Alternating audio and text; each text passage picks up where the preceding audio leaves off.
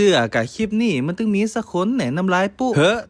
แต่ว่าวันก่อนนะครับผมได้ปลาแม่ไปเอาไอ้ของถมเจียงม่วนบ่ตันได้เหลียวพอบ่ตันได้มึงเขาว่าอย่างมาอุ้มอีอย่างมาแกนแก่นะหันตั้งหลังแวบก็นึกว่าปลาผามากองอุ้มมาใกล้ๆปัดโท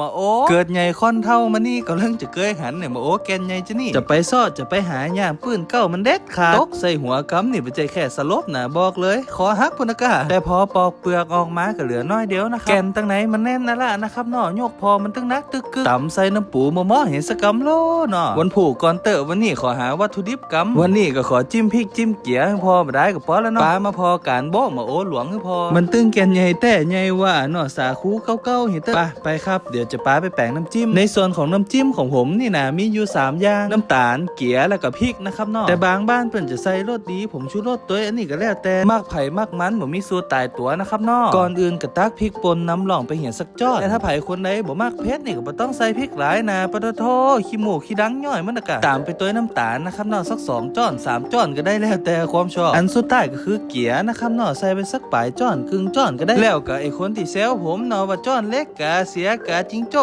กะไอ้จรวดนี่นะมันมีที่ไหนนี่มาพอนี่เลยของแต้นะบ่มีไหนเนี่ยมันจะอ้วนน่ะจะบอกแม่นก็หากาจรวดหรือกาบังไฟพญานาคนะจังมันตะเนาะจ้อนเล็กกาจรวดกำมากลไปกลมาให้กำปัดโท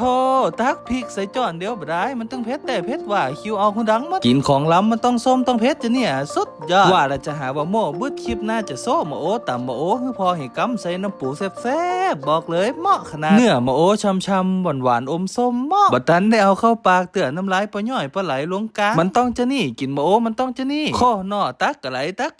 จ้อนเล็กก็ลอกใส่ปากให้กำแล้วจ้อยน้ำลายปุยัวจะอีกะเหมาะขนาด